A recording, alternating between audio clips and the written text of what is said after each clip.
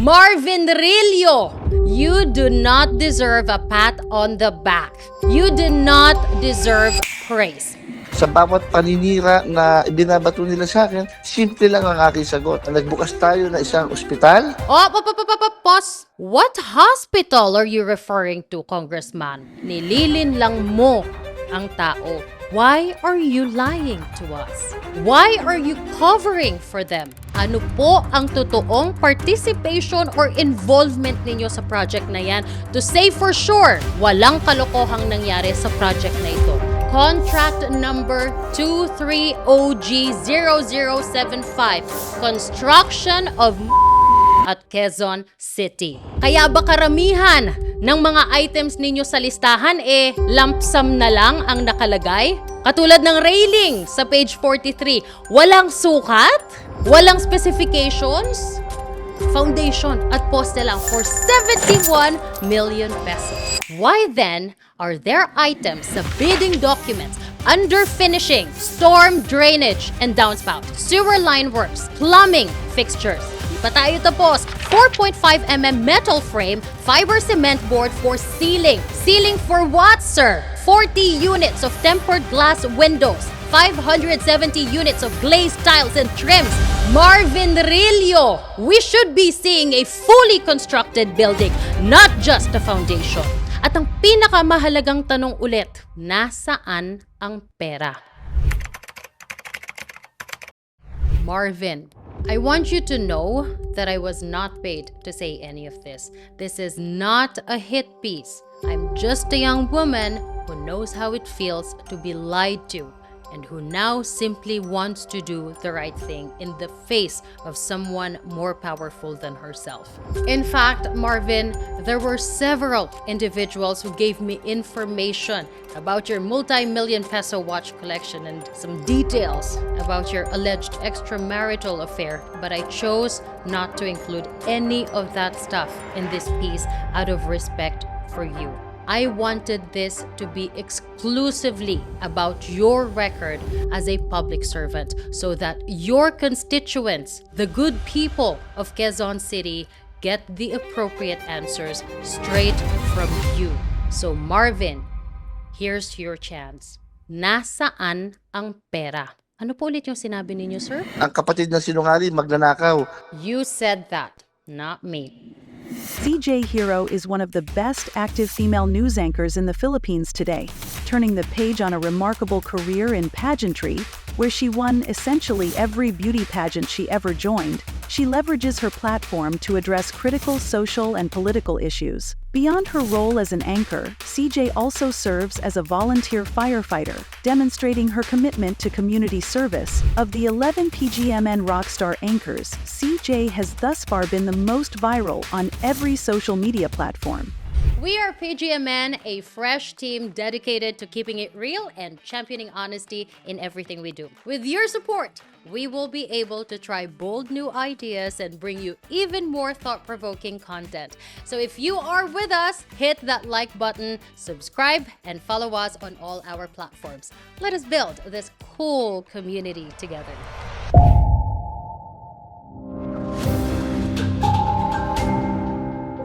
Ang tipo kong lalaki. It is a question that shapes us. It molds our expectations and sometimes it teaches us hard lessons. But one thing should remain non-negotiable. A man who cheats, abuses, or gaslights should have no place in our lives. Now, as we mature, we gain the wisdom to read between the lines of people's words. We sharpen our discernment, and with the lessons we have learned, we hopefully make wiser choices. Now, here's a piece of advice. Keep a tally of the red flags that emerge. It's easy to miss them when you're seeing the world through rose-tinted glasses, kapag in love ka, or when someone manipulates your reality, making you question what you saw with your own eyes. We forgive, we forget. But hold on to those notes. You might need them someday. Now, at first, we might let small things slide. Little lies, half-truths, dismissing them as our own misreadings. But do not toss them aside. Hold on to them. Use them to see the pattern as it forms. Build that evidence.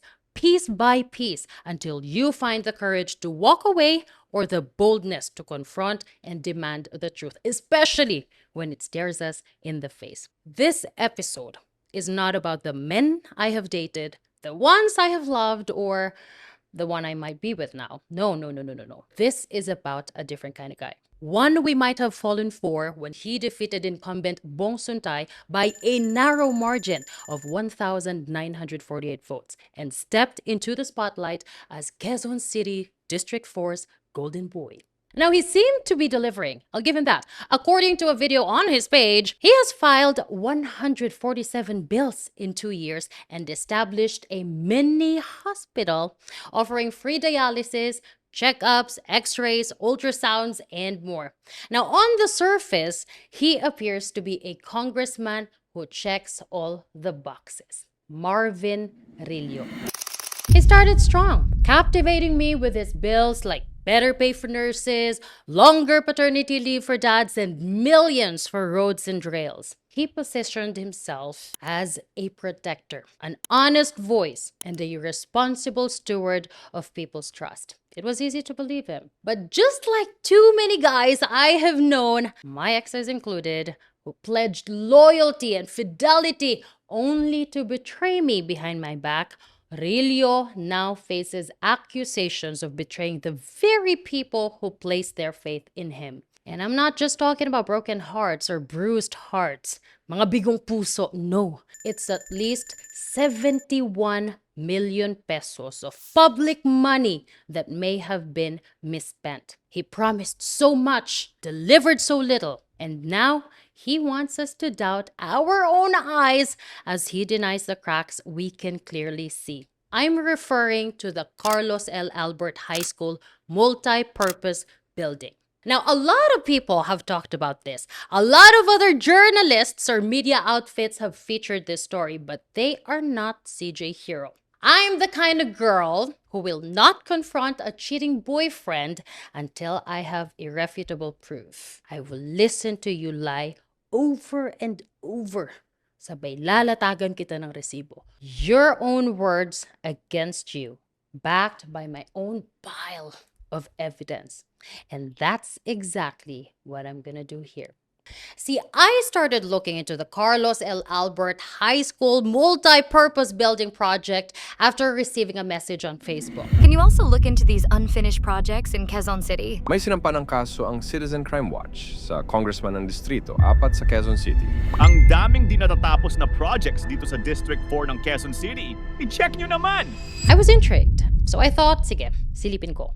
This project started in March 2023 and remains unfinished until today. Foundation at poste lang for 71 million pesos. May nagsampa ng kasong malversations, sumagot ang DPWH, sumagot ang opisina ni Rillo, and other media networks said, okay na yan. Well, not me. You see, my background is in politics, media, and crisis management. My strength lies in listening closely and spotting the lies hidden between the lines. So let's get to it. Let's start with the video that Congressman Rillo's office posted after he was sued. Magugulat ka, sabi ko sa iyo, kung sino yung mga ganyan na malakas bumanat. Pag hinukay mong mabuti, sila yung marami itinara. Uy, sorry. Wrong video. Next. Ang construction ng multi-purpose building ng Carlos L. Albert High School ay isa sa mga pinakamalaking proyekto sa ilalim ng administrasyon ni Congressman Marvin. Sinimula ng Phase 1 ito matapos ang matagumpay na groundbreaking ceremony noong March 2023. Ito ay unang parte pa lamang ng 225 million pesos worth na kabuuang proyekto. Ang pagpapatibay ng pundasyon ay unang hakbang pa lamang. Kaya naman, isinagawa ito sa 3 yugto upang masigurong maayos ang bawat bahagi ng construction at matiyak ang kaligtasan at katatagan nito mula sa luma ng covered court. Gagawin itong isang modern, state-of-the-art na multi-purpose building. Ngayon, natapos na ang Phase 1 nito kung saan naitayo na ang mga magsisilbing pundasyon. Kasalukuyan na rin inaasikaso ng DPWH Quezon City ang pondo para sa Phase 2 upang maipagpatuloy ang construction nito. It's a polished pitch, a well-crafted explanation. But is it convincing? Not quite. It lacks substance. So, let's listen to one of his interviews addressing the allegations. Politically motivated. It's definitely politically motivated. Wala namang hindi natapos. Phase 1 of the project is completed. Phase 1, phase 1, phase 1, phase 1, phase 1, phase 1. Hindi nila binasa yung mismong nakalagay na phase 1. Niloko nila ang tao. Hindi ko naman pondo yan. Hindi isang pirma, wala akong pinirmahan dyan. Hindi ko pondo yan. Hindi akin yan. Panluloko yung ginawa nila. That's a lot of denials. But let me summarize his main points. Number 1, he has no liability because the funds are not his. They belong to the DPWH and he was merely the requesting party. Second point, the case is politically motivated and we should celebrate because he delivered a program for the people. And third point, the project is clearly in phases. Phase 1, costing 71 million pesos, is complete. And phase 2 and 3, totaling 225 million pesos, are in progress with funding already requested. Well, let's address his first point. The funds used in the project are not his. That's true. Let me explain. A congressman's primary role o yung pinaka-trabaho ng isang congressman is to craft legislation, gumawa ng batas. But they can also request funds for projects in their districts through what's known as a local initiative program. Ibig sabihin, a congressman identifies, proposes, and requests funding for projects like infrastructure, social services, economic development, or disaster response efforts. While they do not directly implement these projects, they influence them through legislation, budget advocacy, and coordination with local government units. Diba si Congressman Rillo parte ng House Committee on Appropriations? So he understands this very well. The DPWH cannot initiate projects in districts on its own. Congressmen or local officials ang mag-a-identify ng projects. Now, the implementing agency, in this case, the DPWH, approves the project and the funds come from their budget. Ang next na trabaho ni Congressman ay i-approve ang budget ng implementing agency na panggagalingan ng pondo ng project nila through the GAA o yung General Appropriations Act.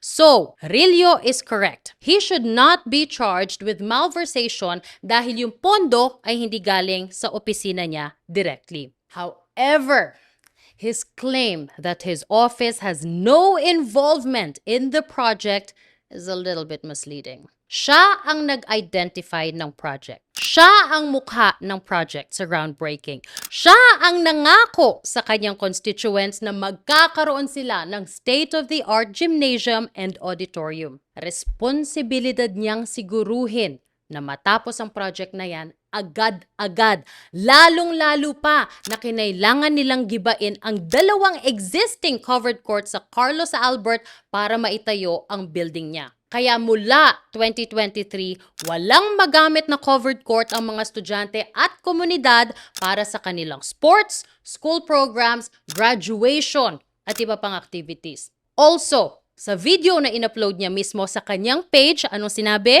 Mga kadistrito, isa na namang proyekto ang isinakatuparan para sa ating mga kabataan at komunidad ni Congressman Marvin Rillo, ang construction ng multi-purpose building ng Carlos L. Albert High School sa Barangay Santol, Quezon City ay isa sa mga pinakamalaking proyekto sa ilalim ng administrasyon ni Congressman Marvin. Kung sa pagpapagwapo, aangkinin niya yung project. Pero kapag accountability na ang pinag-uusapan, ay wala akong kinalaman dyan. Sa DPWH yan. Now let's move to his second point. The case is politically motivated and we should be very grateful because he delivered a program for the people. See, wala ako sa posisyon to determine whether politically motivated ito o hindi, considering the timing. Pero, sabi nga nila, ang ang isda, nahuhuli sa sariling bunganga. He said it himself. Nakatenga yan siguro naman 3-4 na buwan nakakaraan. Ba't hindi nila nireklamo bago ngayon mag-i-election at saka nila irereklamo? So, alam niyang nakatiwangwang. Well, it's longer than 3 to 4 months, but he knew it was told. In fact, phase 1 of the project was supposed to be completed in 2024. My question is, if the target completion for phase 1 was 2024, why was there no budget allocation para sa phase 2 at phase 3 sa 2024 at 2025 budgets para masiguro na matapos ang project na yan agad? Diba dapat kasama yan sa budget ng DPWH sa GAA last year and this year? Sir, bakit wala?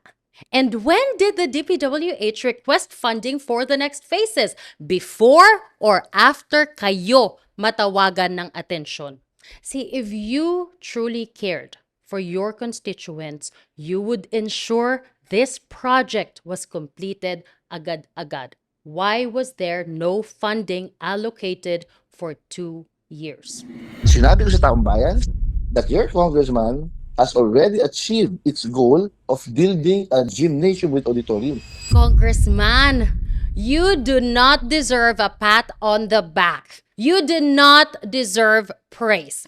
Wala kang na-achieve. That project is not finished. It's not an accomplishment until it can be used by the community. Now let's go to his third point, the budget and the phases. In 2023, it was funded sa first phase na 71 million. So it was completed on its sa phase 1. So nasa phase 2 na tayo ngayon. Sila, ang gusto nilang palabasin, yung 71 million, yung buong gymnasium na. Malinaw na malinaw. Sir, saan po malinaw? Dahil kung babalikan natin ang pictures from the groundbreaking at tingnan natin ang karatula doon, sir, saan po dito nakalagay na phase 1?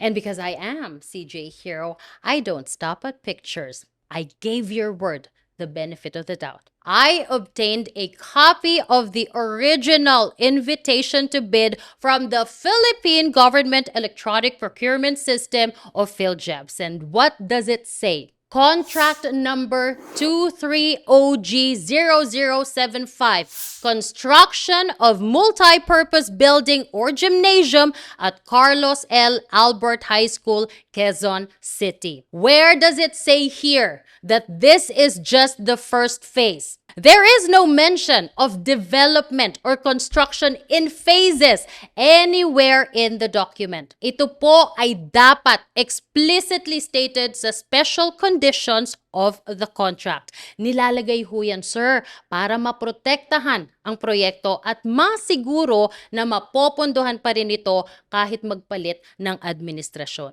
Most projects are fully funded until completion unless specified otherwise. So again, nasaan ho ang kondisyon na may phase 2 at phase 3 ang project na yan? Wala. Projects like this multi-purpose building are not typically done in phases. Ang alam ko lang na mga proyekto na ginagawa in phases ay projects like subway, roads, or airports. This is a 2-story building. Magugulat ka, sabi ko sa iyo, kung sino yung mga ganyan na malakas bumanat. Pag hinukay mong mabuti, sila yung marami itinara. Challenge accepted. Maghukay pa tayo. Congressman Rillo, if this project truly has phases at ang first phase ay para mag-build ng sobrang tibay na foundation that better withstand the end of the world, why then are there items sa bidding documents, page 36, under finishing, storm drainage and downspout, sewer line works, plumbing fixtures, page 37, cold water lines, finishing hardware, 4 units of hollow steel door. Oh, wait, 373 4.5mm metal frame, fiber cement board for ceiling. Ceiling for what, sir? Page 38, 62 units of aluminum glass windows, awning type, 321 units of aluminum glass windows, fixed type, 33 units of hollow flush doors, 35 units of tempered glass doors. Di pa tayo tapos. Page 39, 40 units of tempered glass windows, fabricated metal roofing accessories, 570 units of glazed tiles and trims. Marvin Rillo, Did you even bother to look at the bill of quantities for this contract before defending this unfinished project? Because with these items, we should be seeing a fully constructed building, not just a foundation. Where are all these materials? You even made a video to defend it, confidently claiming there are phases 2 and 3. Marvin Rillo, nililin lang mo ang tao. Congressman, why are you lying to us? Why are you covering for them? Ano po ang totoong participation or involvement ninyo sa project na yan to say for sure walang kalokohang nangyari sa project na ito, given the evidence I just presented? At ang pinakamahalagang tanong ulit, nasaan lahat yan? Nabili po ba lahat yang nasa listahan? Kasi kung hindi, nasaan ang pera? Ano po ulit yung sinabi ninyo, sir? Ang kapatid ng sinungaling, magnanakaw.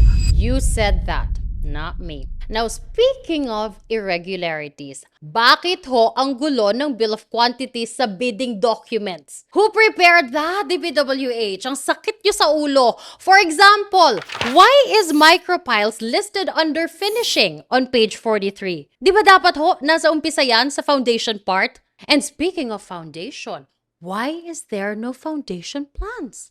Yeah, I looked at the plans, sir. Kaya po alam ko na wala ding detailed plan para sa architectural, structural, electrical, sanitary at mechanical na pirmado dapat ng engineers at architect. Papaano ho nag-proceed ang proyektong ito ng walang proper plans? Kahit detailed drawings ng bintana that show the dimensions para malaman ang sukat ng glass na gagamitin, wala! Sa mga plano ho na yan, magsisimula ang estimation ng mga kinakailangang gamit o material para sa project. Bakit ho wala yan sa bidding documents? Paano ma-estimate ng contractor ang gagastusin sa project kung wala po ang mga plano na yan? Huhulaan na lang? Yan din ba ho ang ginawa nyo sa 73 million pesos na budget kaya ang laki? Hinulaan na lang?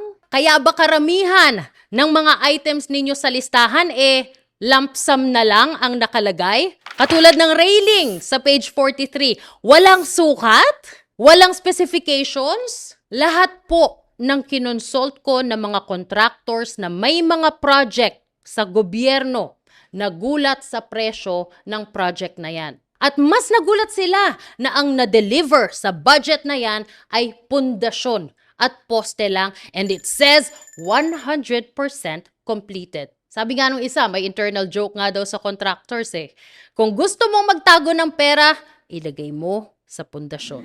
Natuklasan ng mga eksperto na may mahina at malambot na lupa ang lokasyon. Ibig sabihin, hindi pwede ang ordinaryong pundasyon lamang. Kaya naman, upang matiyak ang kaligtasan at tibay ng istruktura, ginamitan ng micropiles ang mga pundasyon nito, katulad ng ginawa sa mga ibang establishmento malapit sa lokasyon. I mean, we would appreciate some transparency here para ho mabawasan ang kaba namin kasi may kamahalan po talaga ang project. 73 million pesos for just the foundation? Come on! To compare, in 2019, a building was constructed on the same compound of Carlos Albert High School. Contract ID 18-OG-0115. It's a 4-story, 20-classroom building for a contract price of 61,341,184.59. The bid of requirements shows it also involved micropiling. Again, 4 na palapag at may 20 na classrooms. Contract price of 61.34 million pesos.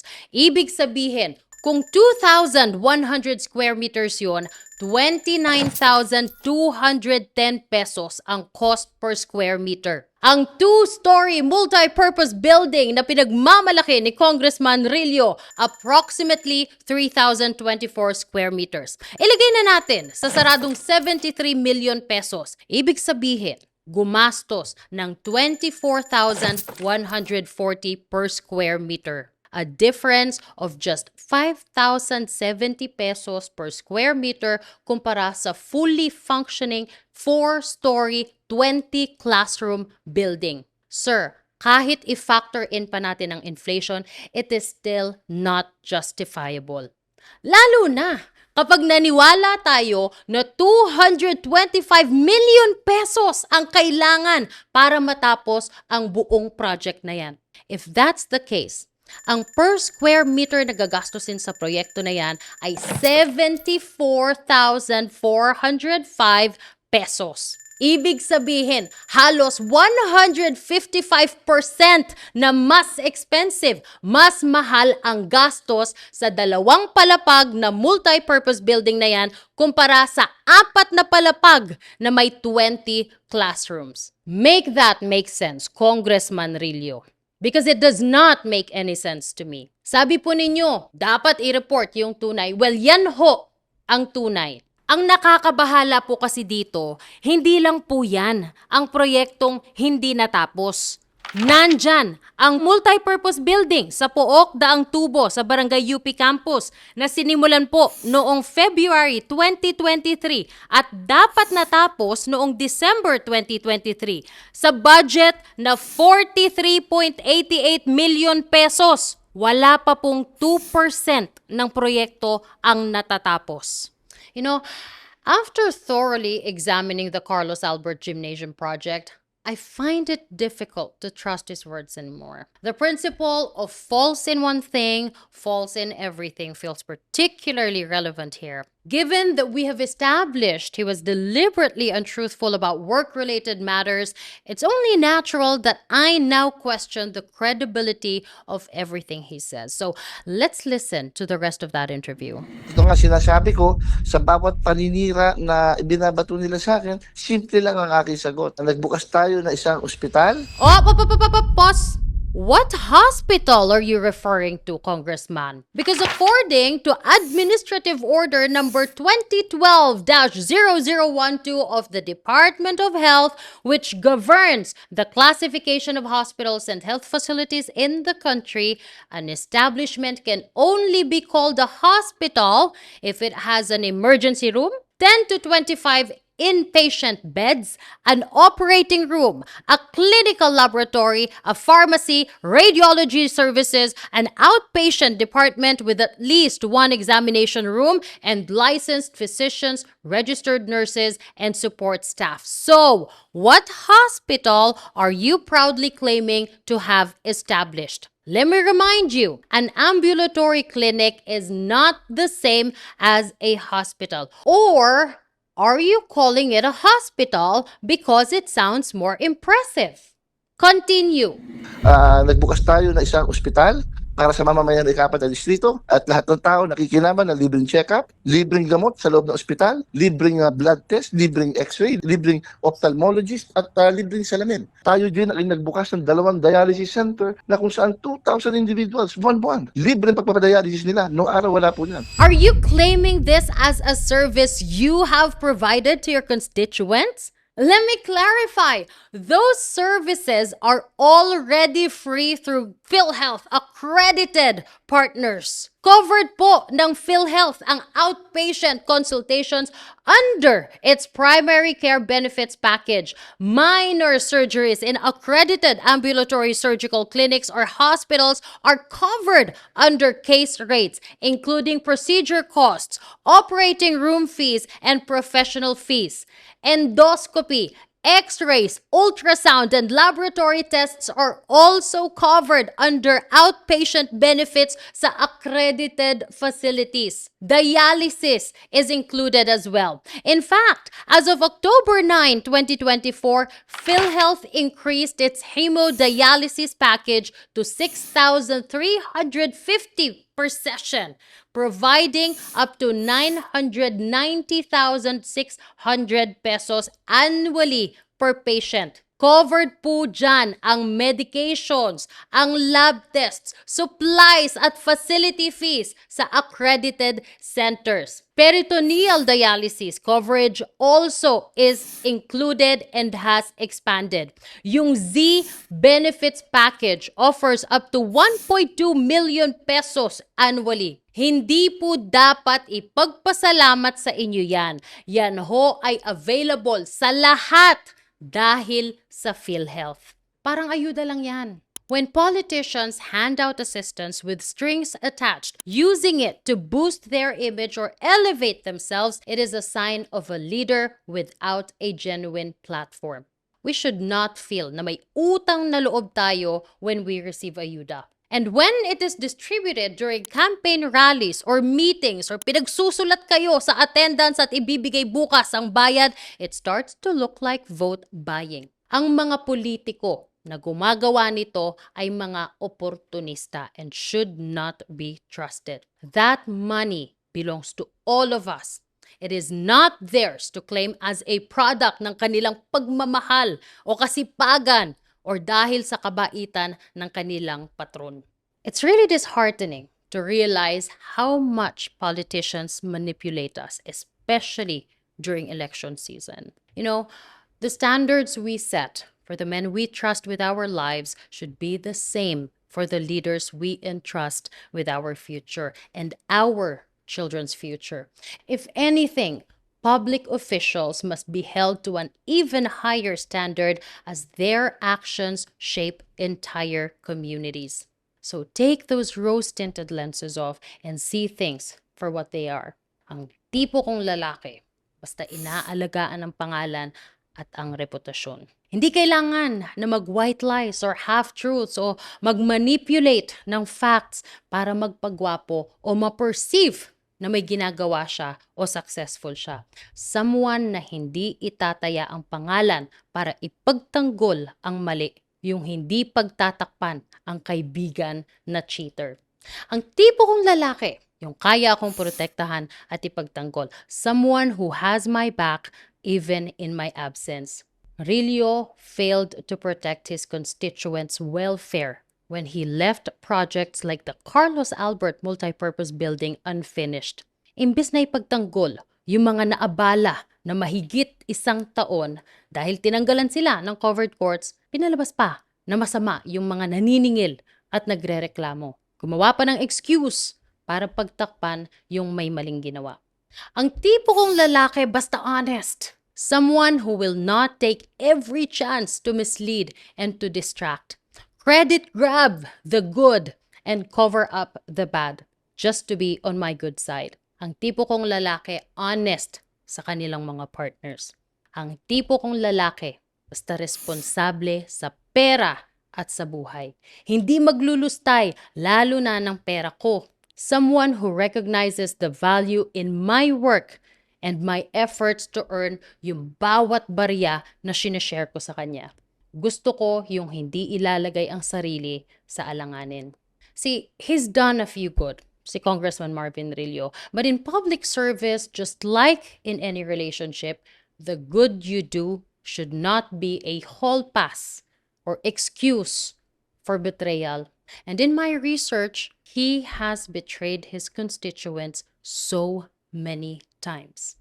And I have evidence. Rillo can flash his resume, 147 bills in 2 years, all he wants. But those do not erase the sting of at least 71 million pesos allegedly being misused under his watch. And again, that's just for one project. There are others that are left unfinished and unused. Projects worth hundreds of millions of pesos that no one except the people who made money in the process gets to benefit from. A guy can buy you flowers every week, whisper sweet promises, and still cheat the moment your back is turned. A congressman can file all the right bills, cut all the right ribbons, and still rob his people blind. The good they have done is not and should not be a shield for abuse.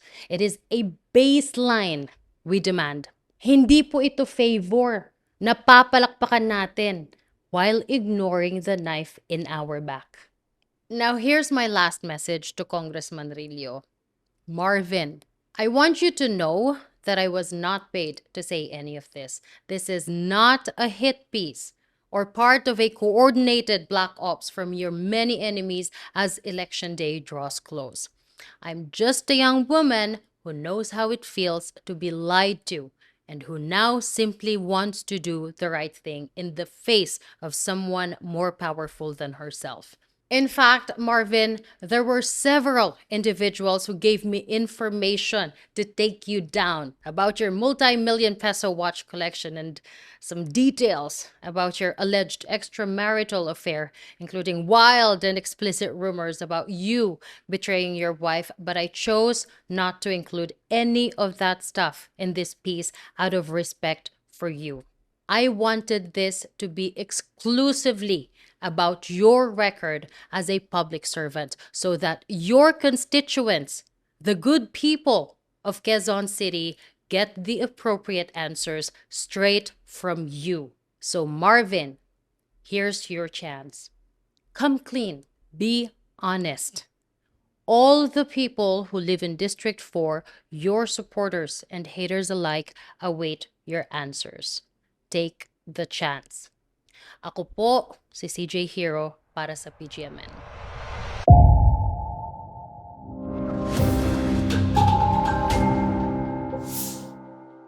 As we expand our commitment to truth and accountability, we at PGMN are transitioning into the realm of investigative journalism with a renewed focus on revealing wrongdoing and upholding justice. So we invite you to partner with us in this vital endeavor. If you have tips, stories, or information regarding misconduct, we urge you to submit them. Our dedicated team stands ready to investigate and bring these matters to light with the rigor and integrity you expect from us.